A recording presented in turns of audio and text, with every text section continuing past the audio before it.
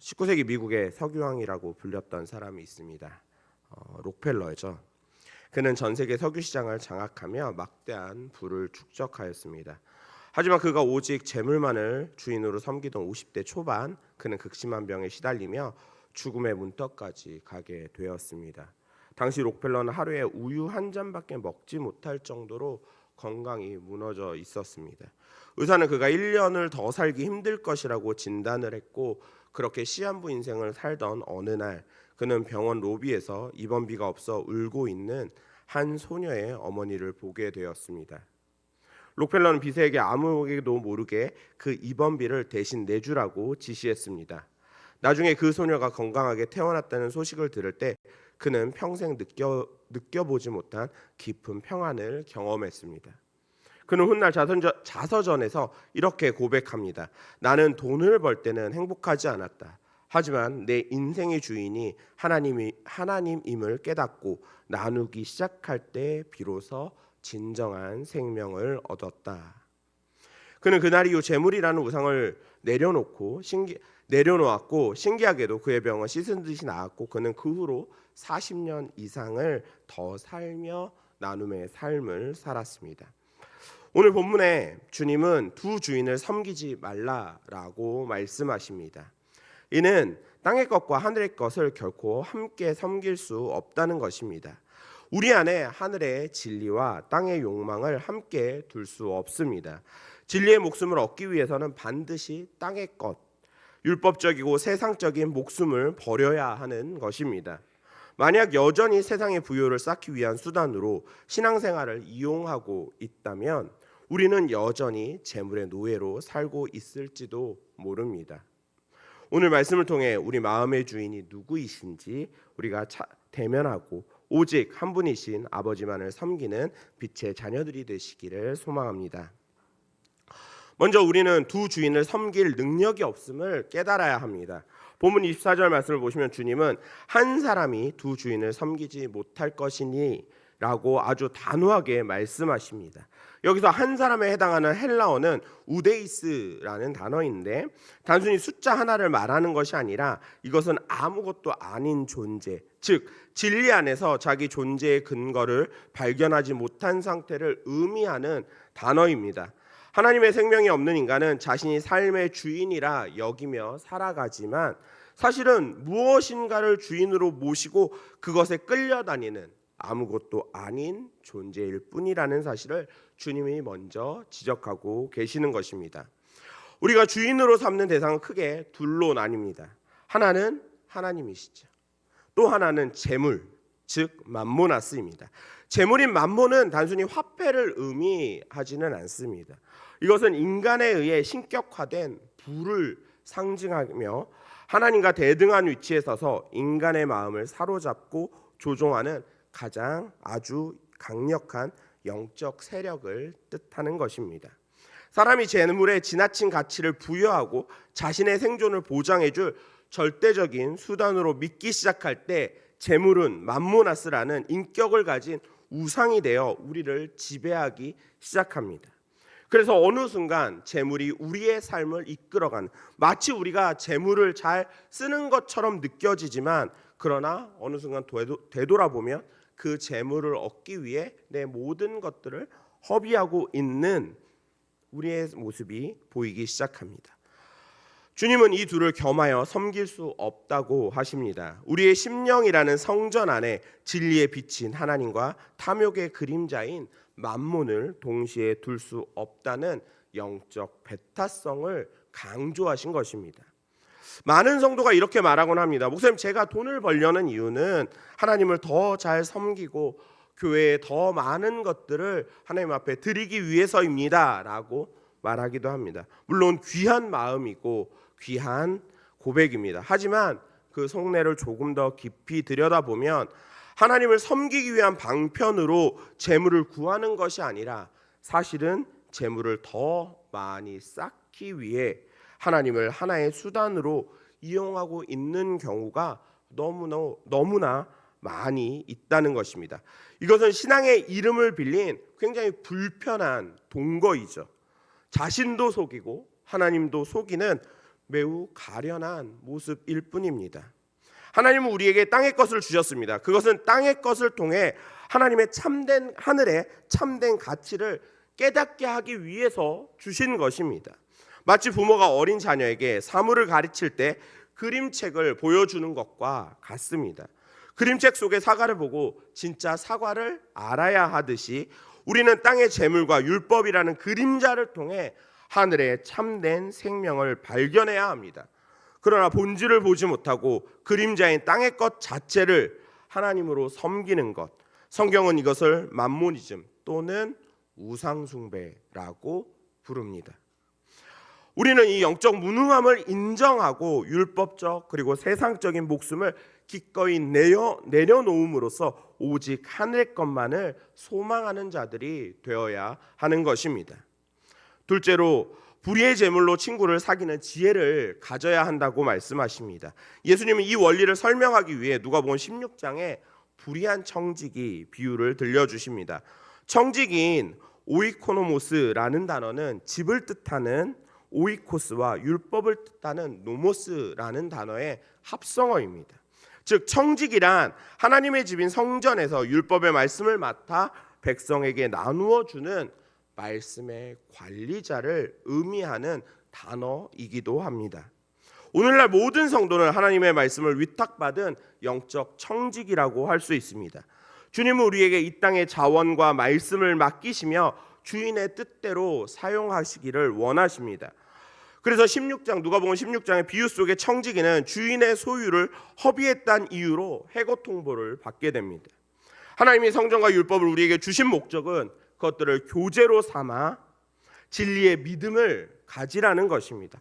하지만 눈에 보이는 성전의 건물과 율법의 문구에 머물러 있다면 그것은 주인의 소유를 허비하는 것과 같다는 것입니다. 주인이 위탁한 본래 의도를 무시한 채 겉모양만 붙들고 있는 것은 직무유기이기 때문입니다. 우리가 예배를 드리고 봉사를 하면서도 그 속에 담긴 하나님의 사랑과 진리를 깨닫지 못한다면 우리 역시 주인의 소유를 낭비하고 있는 청지기일 뿐입니다. 해고 위기에 처한 청지기는 놀라운 일을 행합니다. 주인에게 빚진 자들을 일일이 불러 그들의 증서를 고쳐 쓰게 합니다. 기름 100마를 50이라 쓰게 하고 밀 100석을 80이라고 쓰게 합니다. 여기서 쓰다라는 단어는 단순히 글자를 적는 게 아니라 마음판에 새긴다라는 의미를 담고 있는 단어이기도 합니다. 청지가 빛을 탕감해 준 것은 율법의 무거운 짐 아래 신음하며 하나님께 빚진 자로 살아가던 이들에게 진리의 복음을 전하여 그 빛에서 자유롭게 해준 것을 예표하는 모습이기도 합니다. 주인이 이 옳지 않은 청지기를 칭찬한 이유는 그가 굉장히 뭔가 지혜롭거나 또는 비도덕적으로 어떤 수단을 잘 써서가 아니라는 것이죠. 썩어 없어질 것을 사용하여 비록 주인의 것을 유용했지만 없어질 것을 사용하여 영원한 친구를 만든 그 지혜를 보신 것입니다. 주님은 우리에게 불의의 제물로 친구를 사귀라고 말씀하십니다. 여기서 불의란 진리를 깨닫지 못하고 여전히 율법 안에 갇혀 있는 상태를 말합니다. 성경에서 친구인 필로스는 진리의 말씀을 전해받아 그 진리와 하나 된 존재를 의미합니다. 요한복음 15장 13절에서 15절 말씀입니다. 사람이 친구를 위하여 자기 목숨을 버리면 이보다 더 큰 사랑이 없나니 너희는 내가 명하는 대로 행하면 곧 나의 친구라. 이제부터 너희를 종이라 하지 아니하리니 종은 주인이 하는 것을 알지 못함이라. 너희를 친구라 하였노니 내가 내 아버지께 들은 것을 다 너희에게 알게 하였음이라. 우리가 이 땅의 모든 불의한 것을 통해 진리를 깨닫고 그 진리와 친구가 된다면 그것이 바로 주인의 소유를 가장 지혜롭게 사용하는 길입니다. 우리는 이 세상의 물질과 환경을 그리고 내 안위를 위해서 쌓아두는 존재가 아닙니다. 그것들은 모두 불의의 재물들입니다. 영원하지 않은 것들이기 때문입니다. 하지만 그 영원하지 않은 것들을 사용하여 영원한 생명의 말씀인 그리스도를 내 안으로 모시고 또 다른 이들에게 그 자유의 복음을 나누어 줄 때 우리는 비로소 지혜로운 청지기라 불릴 수 있습니다.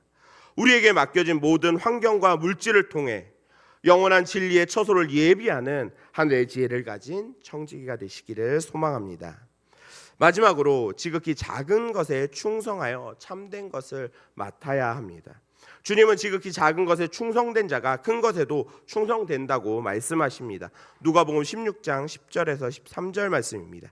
지극히 작은 것에 충성된 자는 큰 것에도 충성되고 지극히 작은 것에 불의한 자는 큰 것에도 불의하니라. 너희가 만일 불의한 재물에도 충성하지 아니하면 누가 참된 것으로 너희에게 맡기겠느냐? 너희가 만일 남의 것에 충성하지 아니하면 누가 너희 것을 너희에게 주겠느냐? 집 바인이 두 주인을 섬길 수 없나니 혹 이를 미워하고 저를 사랑하거나 혹 이를 중히 여기고 저를 경히 여길 것임이니라. 너희는 하나님과 재물을 겸하여 섬길 수 없느니라.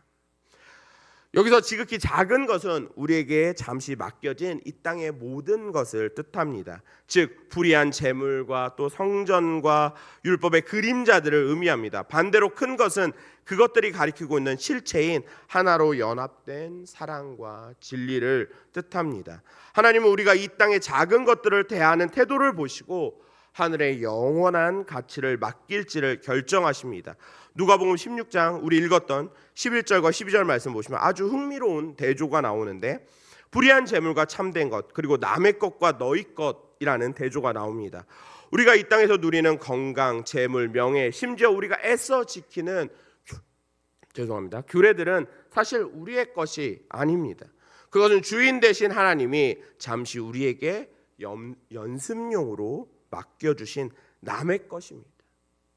우리는 잠시 빌려 쓰는 사람일 뿐이며 언젠가는 반드시 그것을 돌려드려야 할 날이 오는 것입니다. 이 남의 것을 가지고 우리가 무엇을 해야 할까요? 그것을 내 소유이냐 움켜쥐고 자랑하는 것이 아니라 그 불의한 재물을 교제로 하여 내 안에 변치 않는 진리의 믿음을 세우는 것입니다. 이것이 바로 하나님이 보시기에 충성입니다. 헬라어로 충성은 피스토스라고 하는데 단순히 열심히 일한다의 뜻이 아니라 믿음이 되어진 상태를 의미합니다. 그냥 열심히 일하는 걸 충성이라고 성경은 말하지 않는다는 것이죠. 하나님을 믿는 그 상태를 말합니다. 즉 주님이 주신 세상에서 살면서 이 모든 것이 하나님의 은혜였구나라는 고백의 자리에 도달하는 것이 진짜 충성인 것입니다. 내게 주어진 것이 다 하나님의 은혜였고 하나님이 주신 것이라는 것을 비로소 고백할 때 충성된 자가 된다는 것입니다.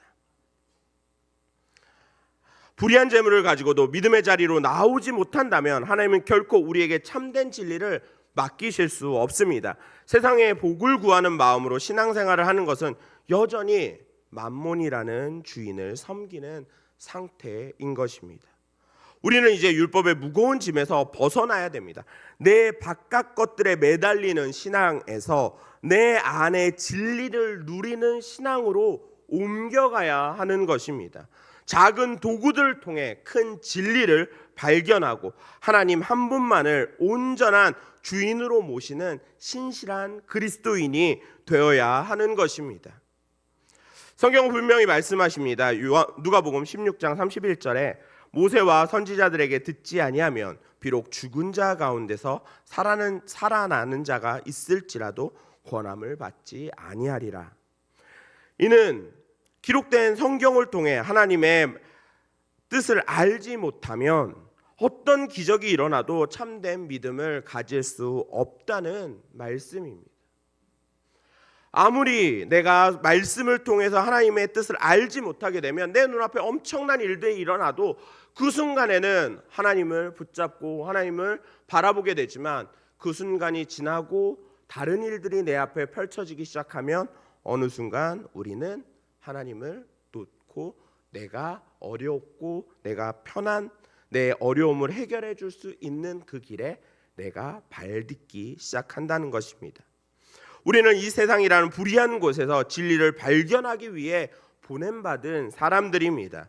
나라는 존재가 허물어지고 오직 하나님만이 영광을 받으시는 참된 성전의 삶이 우리 모두의 삶 속에 풍성히 나타나야 합니다.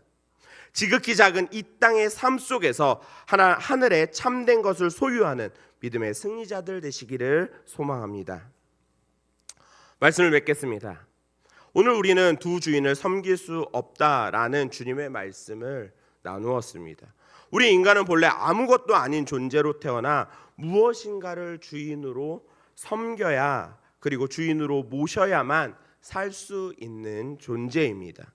우리가 주인으로 모셔야 할 대상은 우리를 죽기까지 사랑하신 하나님 한 분뿐입니다. 만약 하나님 외에 다른 것, 즉 율법, 즉 재물이나 또는 행위를 주인으로 섬기고 있다면 그것은 결코 생명의 길이 아닙니다. 우리는 지금까지 신앙생활을 하면서 여전히 땅의 것을 하늘의 보물보다 중히 여기며 살고 있는 때가 때때로 우리의 삶 가운데 있습니다. 주님은 오늘 말씀을 통해 우리에게 영적인 지혜가 무엇인지를 말씀하고 가르치십니다.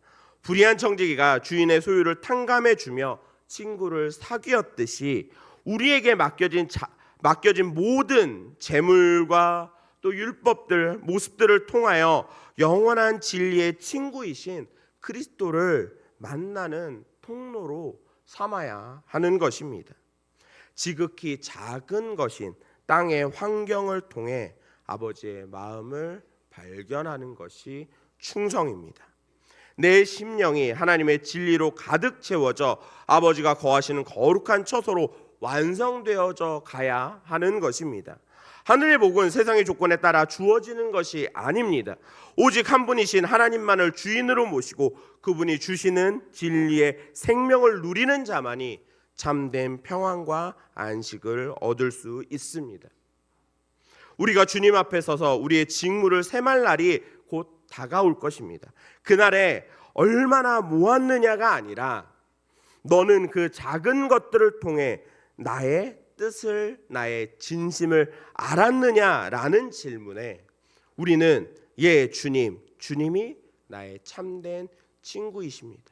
나의 주님이십니다.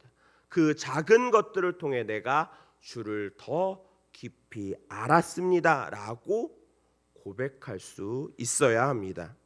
오늘 이 시간 우리의 주인을 다시 확정하는 결단의 시간이 되시기를 바랍니다. 빛으로 오신 그리스도와 영원한 친구가 되어 하늘의 기쁨을 미리 맛보며 살아가는 지혜로운 청지기들이 되시기를 주님의 이름으로 축원합니다.